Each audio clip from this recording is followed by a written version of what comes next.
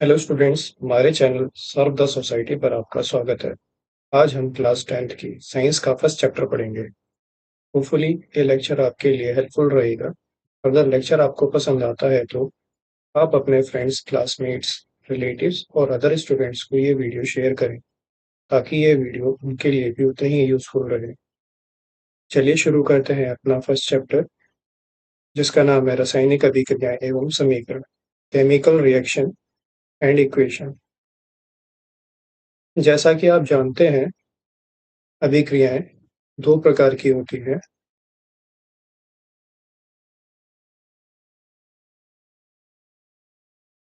पहली भौतिक, दूसरी रासायनिक।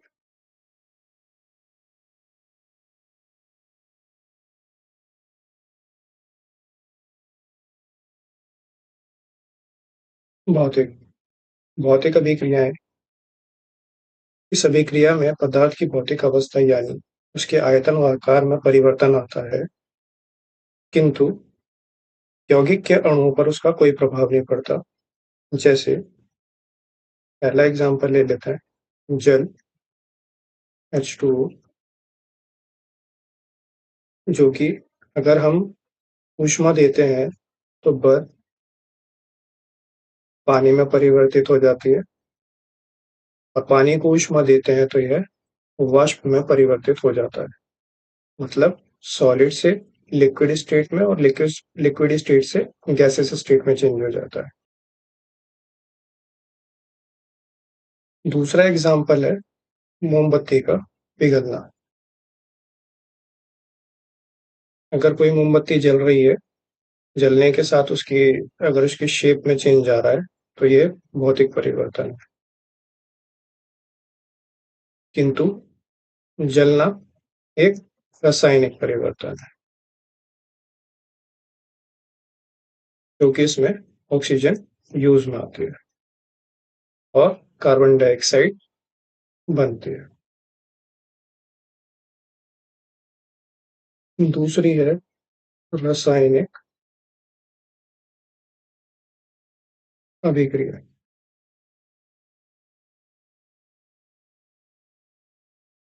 इस अभिक्रिया में या तो पदार्थ यौगिक दो या दो से अधिक तत्वों से में विभाजित हो जाता है, या दो या दो से अधिक तत्व मिलकर एक यौगिक का निर्माण करते हैं। जैसे पहला एग्जांपल हम जल का ही लेते हैं, H2O, जो कि हाइड्रोजन और ऑक्सीजन के तत्वों से मिलकर बनता है। दूसरा एग्जांपल कार्बन डाइऑक्साइड, जो कि कार्बन और ऑक्सीजन के तत्वों से मिलकर बनती है। तीसरा एग्जांपल है नमक, जिसे हम सोडियम क्लोराइड बोलते हैं, जो कि सोडियम और क्लोरीन के तत्वों से मिलकर बनता है।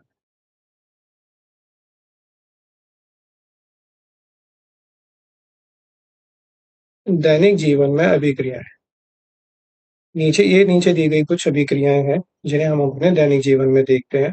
जैसे पहली, गर्मी में दूध का खुला छोड़ना। गर्मी में दूध को खुला छोड़ने से दूध में मौजूद बैक्टीरिया की मात्रा बढ़ जाती है, जिसकी वजह से वह खट्टा हो जाता है या खराब हो जाता है। दूसरा, आर्द्र वायु में लोहे की वस्तुओं को खुला छोड़ने से। अगर हम लोहे की वस्तुओं को खुला छोड़ देते हैं तो उस पे ऑक्साइड की परत चढ़ जाती है, जिसकी वजह से उस पर जंग लग जाती है। इसे इंग्लिश में रस्टिंग बोलते हैं।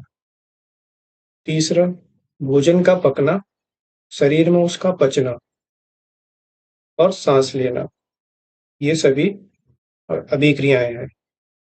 शरीर में जब भोजन पचता है तो वह vitamins, minerals vitamins minerals, protein और कार्ब्स व अन्य तत्वों में विभाजित हो जाता है, और यह सब एंजाइम की मदद से होता है। सांस जब लेते हैं जब भी हम सांस लेते हैं तो हमारे शरीर में ऑक्सीजन की मदद से ग्लूकोज का विभाजन होता है, ग्लूकोज का, जिससे हमें ऊर्जा मिलती है। इससे हमें जब भी ग्लूकोज का विभाजन होता है इससे हमें एनर्जी मिलती है। अब पढ़ते हैं रासायनिक अभिक्रियाओं में होने वाले परिवर्तन क्या क्या होते हैं। पहला आता है अवस्थाओं में परिवर्तन। अवस्थाओं में जैसे चमकदार श्वेत लोह के साथ मैग्नीशियम रिबन का दहन होने पर उसका श्वेत चूर्ण में परिवर्तित होना। मैग्नीशियम रिबन जो था वो अब चूर्ण में परिवर्तित हो गया है, तो ये अवस्था में परिवर्तन हुआ है। इसकी केमिकल रिएक्शन बनती है Mg+O2। मैग्नीशियम ऑक्सीजन की उपस्थिति में मैग्नीशियम ऑक्साइड बनाता है। इसे बैलेंस करना भी थोड़ी आगे थोड़ी देर में सीखेंगे। फिर दूसरा है रंग में परिवर्तन। रंग में क्या परिवर्तन होता है कि लोहे लोहे पे जब जंग लगती है तो उसका रंग भूरा हो जाता है, और तांबे पर जब जंग लगती है तो उसका रंग हरा हो जाता है। बात है गैस का निष्कासन या उत्सर्जन। जब जिंक के साथ हाइड्रोक्लोरिक अम्ल हाइड्रोक्लोरिक एसिड को रिएक्शन करवाते हैं, तब ZnCl2 बनता है और हाइड्रोजन गैस निष्कासित होती है। और यही जब गैस निष्कासित होती है तब जो आपकी पर्क नली होती है वो आपको गर्म महसूस होती है। उसी को हम ताप में परिवर्तन भी कहते हैं।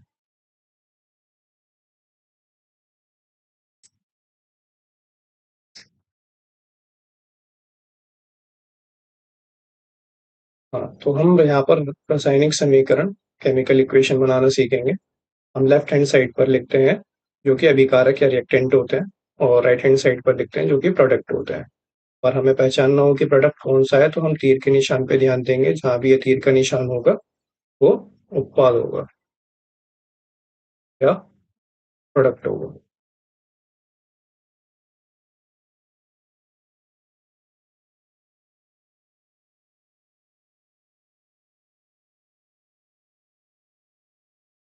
अभिकारक जिनमें रासायनिक क्रिया होने पर परिवर्तन होता है। उत्पाद कहते हैं जिस नए पदार्थ का निर्माण होता है।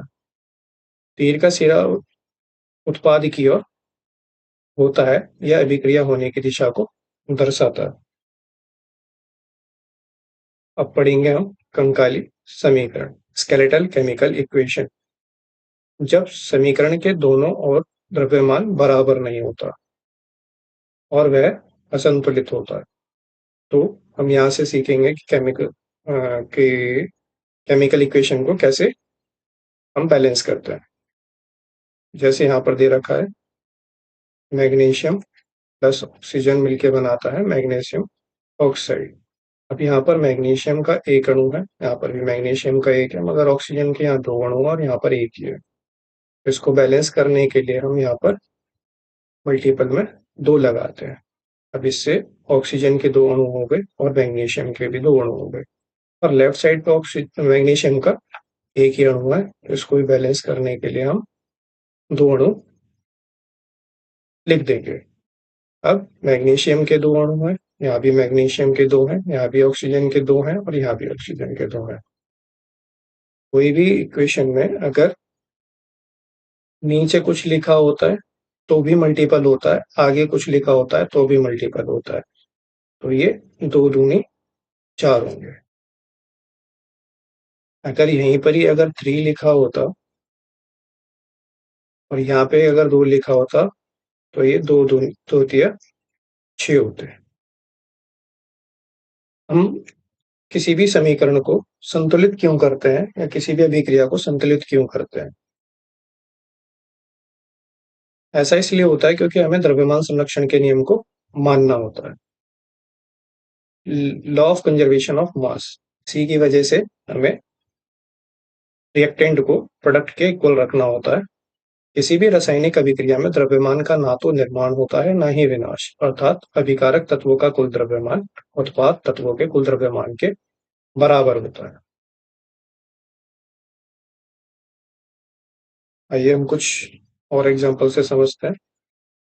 जैसे स्टार्टिंग में हमने हाइड्रोजन और ऑक्सीजन का एग्जाम्पल लिया था जिससे कि मिलकर जल बना था। यहाँ हाइड्रोजन के 2 अणु हैं, यहाँ हाइड्रोजन के 2 अणु हैं। यहाँ ऑक्सीजन के 2 अणु हैं, यहाँ ऑक्सीजन के 1 ही अणु है। तो हम यहाँ पर क्या करेंगे, 2 से मल्टीप्लाई कर देंगे। अब यहाँ पे हाइड्रोजन के 4 हो गए हैं और ऑक्सीजन के 2 हो गए हैं। यहाँ ऑक्सीजन के 2 हैं, यहाँ ऑक्सीजन हाइड्रोजन का 1 ही अणु है, तो हम यहाँ पर भी 2 से मल्टीप्लाई करेंगे। अब देखेंगे कि अब दोनों तरफ बराबर है या नहीं है। यहाँ पर हाइड्रोजन के 4 हैं, ऑक्सीजन के 2 हैं, यहाँ भी हाइड्रोजन के 4 हैं और ऑक्सीजन के 2 हैं। मतलब इक्वेशन सं बैलेंस है, बैलेंस इक्वेशन हो गया, संतुलित है।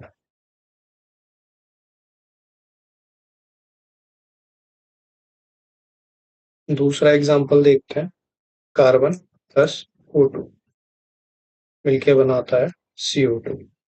कार्बन का 1 है, यहाँ भी 1 है, यहाँ ऑक्सीजन के 2 हैं, ये भी 2 हैं, ये ऑलरेडी बैलेंस इक्वेशन है।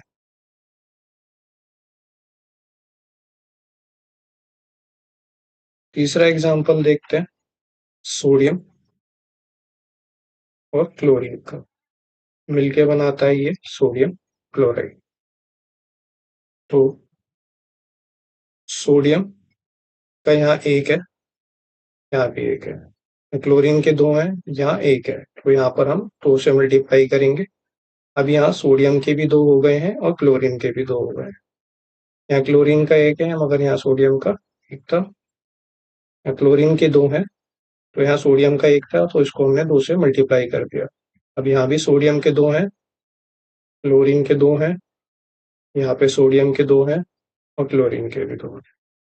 तो मीन्स इक्वेशन बैलेंस हो गई।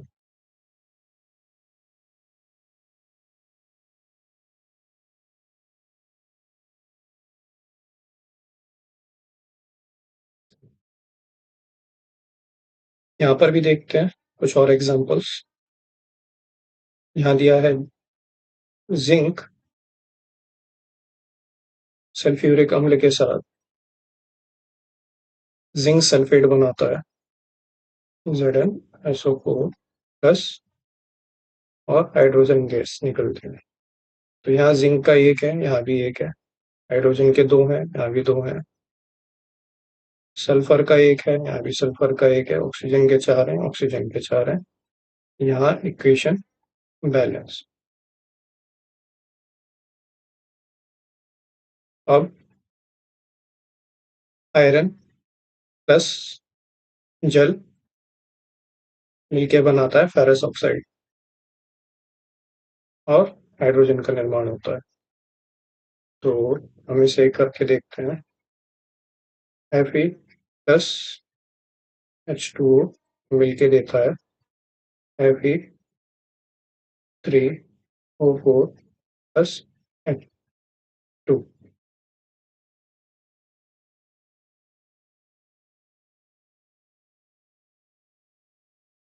H2 तो यहाँ आयरन का 1 है, यहाँ 3 है, तो पहले इसे हम 3 कर लेंगे।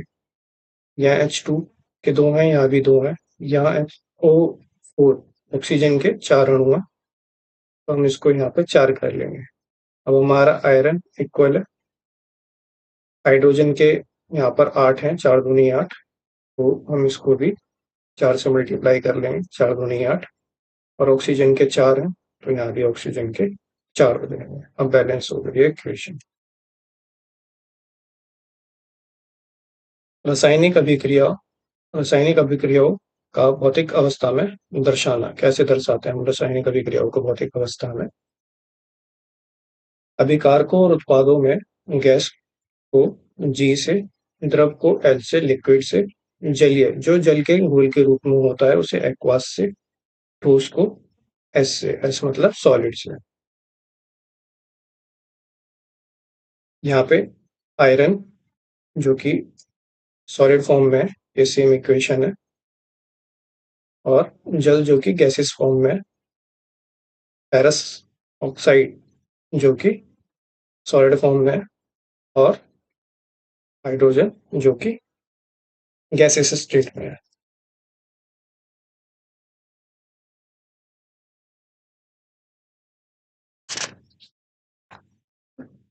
हाँ, इसमें एक चीज़ बताना भूल गया, हीट एंड ट्रायल विधि इसी को कहते हैं जब भी हम कोई भी चीज़ लगा कर देखते हैं कि हमें 2 लगाना है या 3 लगाना है किसी भी तत्व के आगे, वो फिट बैठ जाए, उसी विधि को बोलते हैं हम हिट और ट्रायल। हम एक ट्रायल करते हैं और हिट करते हैं। अब यहाँ पर जल के साथ गैस के चिन्ह का उपयोग, जल का उपयोग भाप के रूप में दर्शाता है। मतलब यहाँ पर ये जो गैसेस फॉर्म में है, ये वाष्प के रूप में होगी गैस में। ताप, दाब और उत्प्रेरक आदि को तीर के निशान के ऊपर या नीचे दर्शाते हैं। यहाँ पे इसको ये दाब है।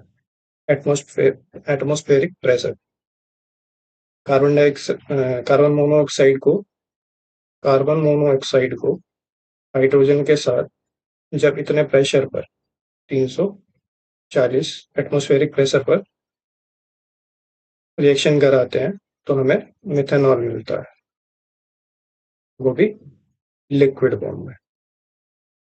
अब अगली वाली जो रिएक्शन है, इसके अंदर क्या है, पौधे सूर्य के प्रकाश में क्लोरोफिल और वातावरण में मौजूद कार्बन डाइऑक्साइड और जल की मदद से स्टार्च बनाते हैं, यही ग्लूकोज होता है, और साथ में ऑक्सीजन और जल के अणुओं का निर्माण करते हैं, ऑक्सीजन का और जल के अणुओं का। ये equation exam point of view से इम्पोर्टेंट है, क्योंकि एग्जाम में ये बैलेंस करी हुई नहीं आती, तो ये बैलेंस करने के लिए भी आ जाती है। एग्जाम में कुछ कुछ ऐसे आएगी, CO2 प्लस H2O, सूर्य का प्रकाश ऊपर लिखा होगा यहाँ पर, और यहाँ पे क्लोरोफिल लिखा होगा, मिलके क्या बनाते हैं, C6H12O6 O2 और H2O। आप लोग इसे बैलेंस कीजिएगा, इस वाले इक्वेशन को, तो आपको ये बैलेंस करना आ जाएगा। अगर आपको लगता है कि आप केमिकल इक्वेशन को बैलेंस करना सीख गए हैं, तो आप कमेंट सेक्शन में बता सकते हैं। चलिए, अब पढ़ते हैं रासायनिक अभिक्रियाओं के क्या प्रकार होते हैं। किसी भी रासायनिक अभिक्रियाओं में परमाणुओं के आपसी आबंध टूटने व जुड़ने से नए पदार्थों का निर्माण होता है। जैसे हाइड्रोजन है, जो कि H पॉजिटिव होता है, और ऑक्सीजन है, जो कि O2 नेगेटिव होता है। जब हाइड्रोजन को 2 नेगेटिव से करते हैं, तो मिलके ये H2O बनाता है। पहला प्रकार है संयोजन अभिक्रिया, जिसे हम कॉम्बिनेशन रिएक्शन बोलते हैं। 2 या 2 से अधिक अभिकारक मिलकर एक उत्पाद बनाते हैं। जैसे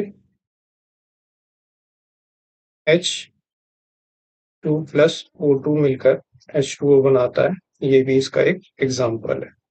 दूसरा एग्जाम्पल है बुझा हुआ चूना, कैल्शियम ऑक्साइड। जब हम पानी के साथ उसके रिएक्शन कराते हैं, जल के साथ लिक्विड फॉर्म में, तो हमें कैल्शियम हाइड्रोक्साइड मिलता है। इसके साथ साथ हमें ऊष्मा भी मिलती है। कैल्शियम ऑक्साइड को बिना बुझा हुआ चूना कहते हैं, और कैल्शियम हाइड्रोक्साइड को बुझा हुआ चूना कहते हैं। बुझे हुए चूने का विलयन का उपयोग दीवारों की सफेदी में होता है। कैल्शियम हाइड्रोक्साइड वायु में उपस्थित कार्बन डाइऑक्साइड के साथ अभिक्रिया करके दीवारों पर कैल्शियम कार्बोनेट की पतली परत बना देता है। कैल्शियम कार्बोनेट का निर्माण सफेदी के 2 से 3 दिन बाद होता है और दीवारों में चमक आ जाती है। तो जब भी हम दीवारों पे अपना सफेदी करते हैं, सफेदी करने के बाद में कैल्शियम हाइड्रोक्साइड की जो वायु में उपस्थित कार्बन डाइऑक्साइड होता है, उसके साथ अभिक्रिया होती है और कैल्शियम कार्बोनेट बनता है। कैल्शियम कार्बोनेट का फॉर्मूला यह है, कैल्शियम कार्बोनेट बनता है, और कैल्शियम कार्बोनेट की वजह से ही बाद में दीवारों में चमक आते हैं। बुझा हुआ चूना कैल्शियम हाइड्रोक्साइड कार्बन डाइऑक्साइड की मदद से कैल्शियम कार्बोनेट का निर्माण करता है, और जल का भी।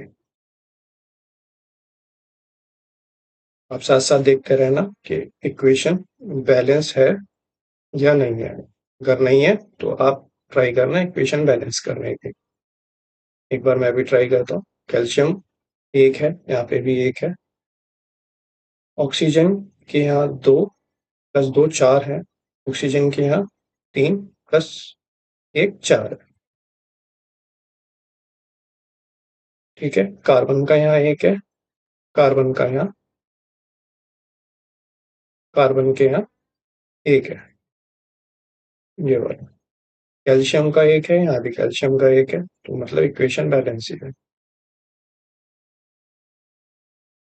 अब संगमरमर का जो रासायनिक सूत्र होता है, केमिकल फॉर्मूला, वो कैल्शियम कार्बोनेट ही होता है। इसके अन्य उदाहरण ये भी हैं। कोयले का दहन जब होता है, कोयले का हो या किसी भी चीज का, तो कार्बन होता है सभी चीजों में, तो वो ऑक्सीजन के साथ अभिक्रिया करके कार्बन डाइऑक्साइड का निर्माण करता है। जल का हमने ऊपर पढ़ लिया।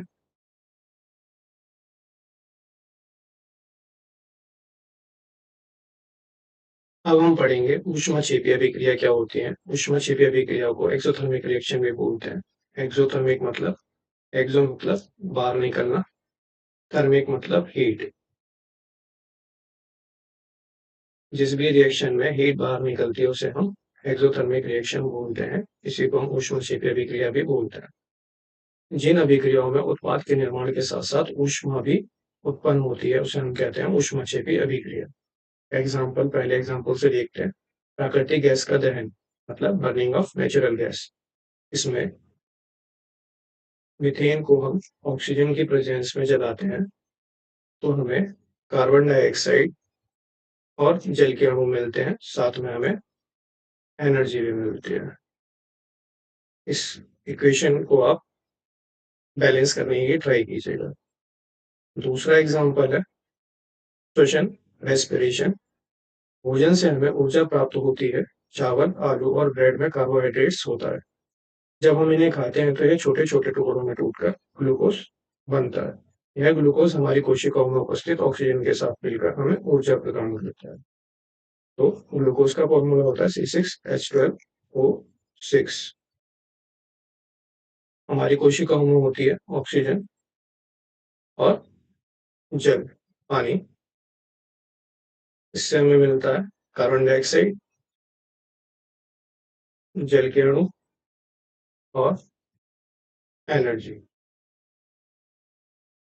जो कि एटीपी के फॉर्म में होती है। इस इक्वेशन को भी आप बैलेंस करने की ट्राई कीजिएगा।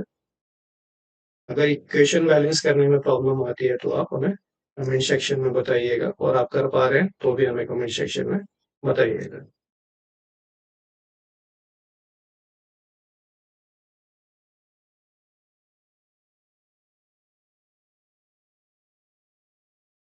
इसमें तीसरा पॉइंट है, साग सब्जियों को विघटित कर कंपोस्ट खाद के बनने से भी हीट प्रोड्यूस होती है, मीन्स एनर्जी प्रोड्यूस होती है।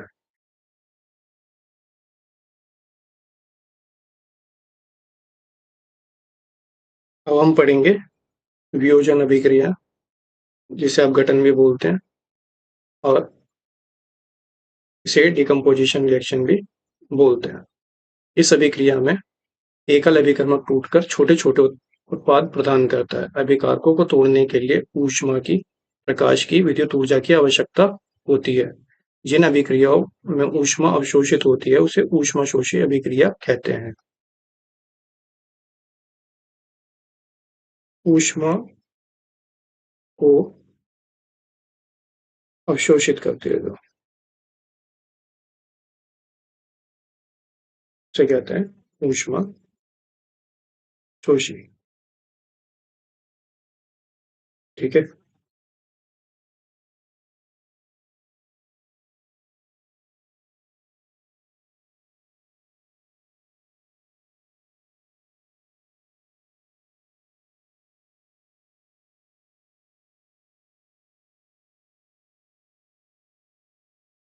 जैसे जैसे फेरस सल्फेट ऊष्मा देने पर फेरिक ऑक्साइड व सल्फर ट्राइऑक्साइड के अणुओं में विभाजित हो जाता है। इसके अंदर क्या होता है, ये हरे रंग का फेरस सल्फेट होता है, जिसके क्रिस्टल जो होते हैं हरे रंग से ग्रीन कलर से व्हाइट में परिवर्तित हो जाते हैं, और इसमें जो 7.7 H2O है, ये जल का त्याग करता है। सल्फर के दहन से उत्पन्न गंध भी आप महसूस कर सकते हैं। दूसरा एग्जाम्पल है कैल्शियम कार्बोनेट को जब ऊष्मा दी जाती है तो वह कैल्शियम ऑक्साइड और कार्बन डाइऑक्साइड में टूट जाता है या उसके अणुओं में विभाजित हो जाता है। कैल्शियम कार्बोनेट को चूना पत्थर भी कहते हैं। वैसे कैल्शियम ऑक्साइड को बुझा हुआ चूना कहते हैं। इसका उपयोग सीमेंट फैक्ट्री में होता है। ऊष्मीय वियोजन क्या होता है? ऊष्मा के द्वारा की गई वियोजन अभिक्रिया को ऊष्मीय वियोजन कहते हैं। अब ये जो रिएक्शन है, इन रिएक्शनों को देखते हैं। यहाँ पर है लेड नाइट्रेट,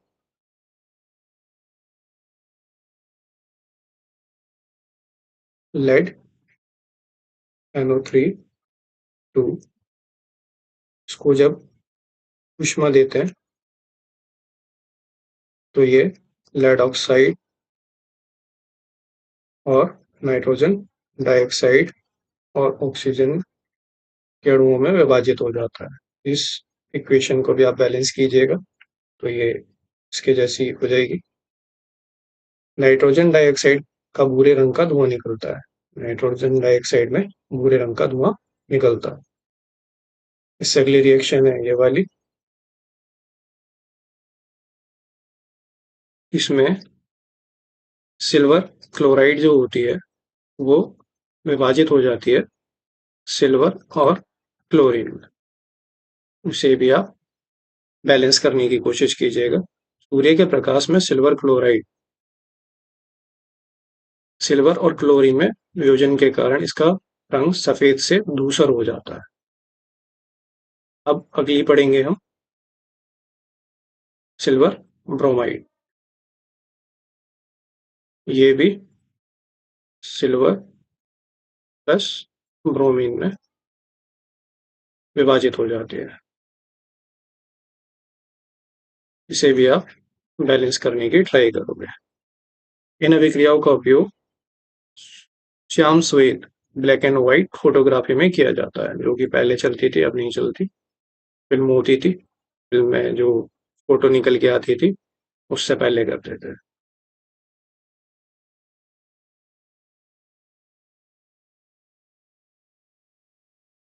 अब हम पढ़ेंगे विस्थापन अभिक्रिया, इसे बोलते हैं हम डिस्प्लेसमेंट रिएक्शन। इसमें एक तत्व दूसरे तत्व को विलयन में से अलग कर देता है। जैसे कॉपर सल्फेट के विलयन में लोहे की कील को डालते हैं तो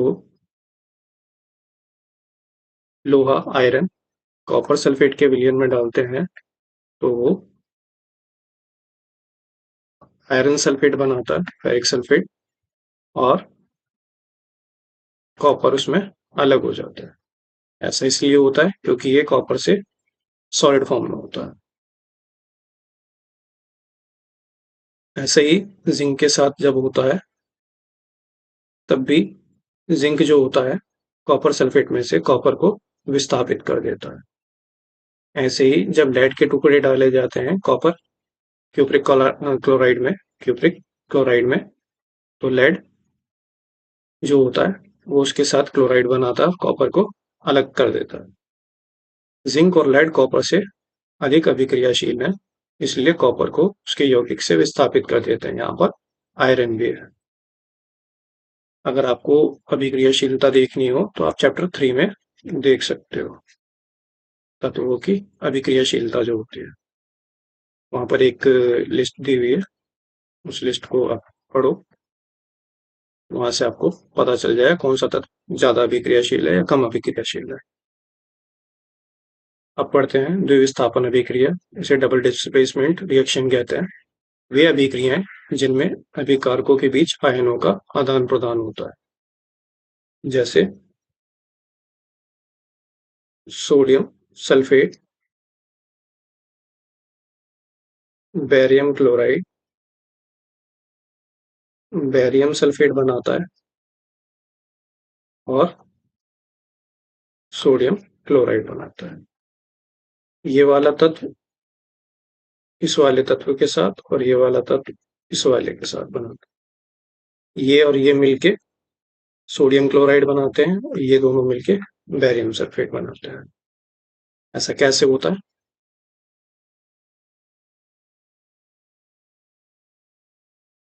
ऐसा इसलिए होता है क्योंकि सोडियम पॉजिटिव होता है और क्लोरीन नेगेटिव होता है। तो ये दोनों मिलके सोडियम क्लोराइड बनाते हैं और बैरियम पे 2+ चार्ज होता है और सल्फेट पे 2- चार्ज होता है, तो ये दोनों मिलके बैरियम सल्फेट बनाते हैं।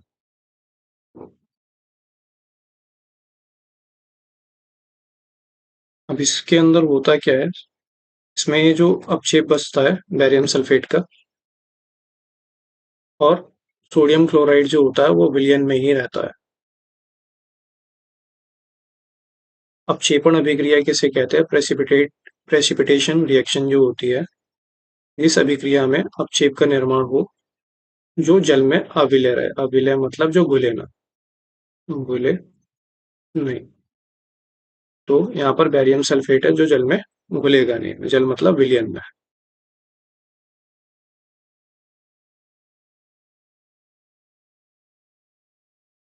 अब हम पढ़ेंगे उपचयन और अपचयन के बारे में। उपचयन मतलब ऑक्सीडेशन, ऑक्सीजन के जुड़ने को उपचयन कहते हैं।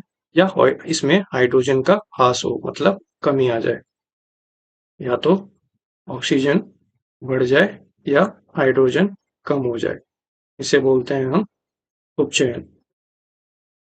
और अपचयन कहते हैं जिस अभिक्रिया में रिडक्शन हो जाता है ऑक्सीजन का, मतलब कम हो जाएगी ऑक्सीजन और हाइड्रोजन क्या होगा, वो बढ़ जाएगा, इसे बोलते हैं हम अपचयन, रिडक्शन।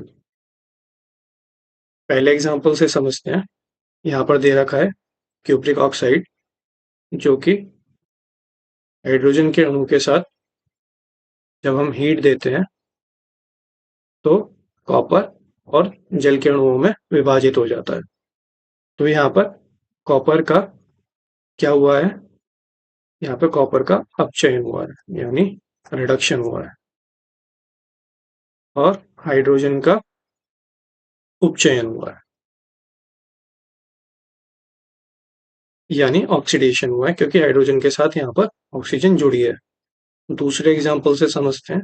यहाँ पे जिंक ऑक्साइड है, कार्बन के साथ रिएक्शन करती है तो जिंक और कार्बन मोनोऑक्साइड के अणुओं में विभाजित हो जाते हैं। तो जिंक का जिंक ऑक्साइड का जिंक में टूटना दर्शाता है ये रिडक्शन हुआ है, मतलब अपचयन हुआ है। और कार्बन का ऑक्सीजन के साथ जुड़ना ये उपचयन बताता है यानी ऑक्सीडेशन, क्योंकि ऑक्सीजन जुड़ी है यहाँ पर। अपचयन उपचयन अपचयन अभिक्रियाओं को रिडॉक्स रिएक्शन कहते हैं। मतलब रिडॉक्स मतलब रिडक्शन और ऑक्सीडेशन दोनों मिला के बनता है ये रिडॉक्स। पहले एग्जाम्पल में अपचयन, कॉपर का क्या हुआ है, अपचयन हुआ है पहले एग्जाम्पल में, ये हम पढ़ चुके हैं अभी। और हाइड्रोजन का हुआ है अपचयन। दूसरे एग्जाम्पल में जिंक का अपचयन हुआ है और कार्बन का क्या हुआ है, उपचयन हुआ है। अब लास्ट चीज और पढ़ लेते हैं हम। हमारे दैनिक जीवन में उपचयन अभिक्रियाओं के क्या प्रभाव पड़ते हैं? उपचयन का मतलब है यहाँ पे ऑक्सीजन के बढ़ने से या उसके संपर्क में आने से क्या क्या होता है। एक तो संक्षारण होता है, इसे हम इंग्लिश में कोरोजन बोलते हैं। जब भी कोई धातु अपने आसपास के अम्ल, आर्द्रता आदि के संपर्क में आती है तो वह संक्षारित हो जाती है, जैसे लोहे पर जंग लग जाती है।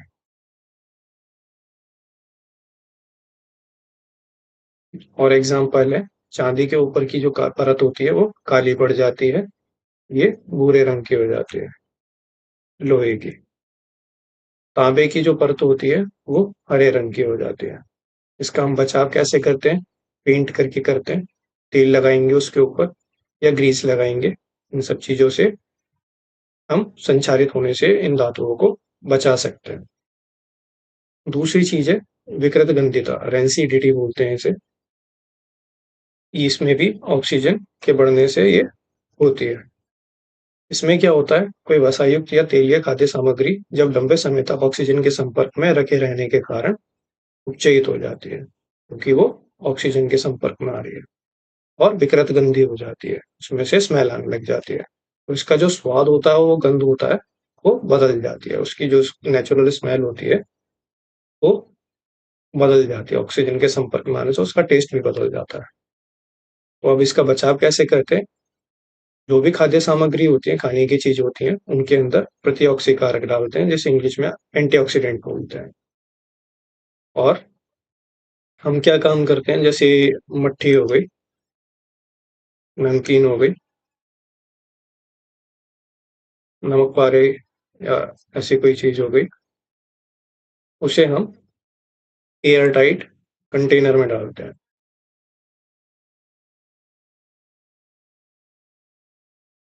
ताकि वो ऑक्सीजन के संपर्क में ना आए और खराब ना हो, विकृत गंधी ना हो। ठीक है। इसके अलावा क्या होता है, चिप्स की थैली में ऑक्सीजन को हटाकर उसमें नाइट्रोजन जैसी कम सक्रिय गैस को डाल देते हैं। जो भी हम चिप्स खाते हैं, जैसे कि लेस, उसका पैकेट फूला हुआ होता है, उसके अंदर कौन सी गैस होती है? नाइट्रोजन गैस होती है। इसकी वजह से ये कुछ लंबे टाइम तक चलती है, मीन्स एक्सपायरी डेट तक चलती है। अगर वीडियो में दिया गया लेक्चर आपको अच्छा लगा हो और आपके ज्ञान में वृद्धि हुई हो, तो इस वीडियो को ज़्यादा से ज़्यादा स्टूडेंट्स के साथ शेयर करें। आपके जो भी डाउट्स हों, कमेंट सेक्शन में लिखें और हमें यह भी बताएं कि वीडियो आपके लिए कितनी यूज़फुल लगी।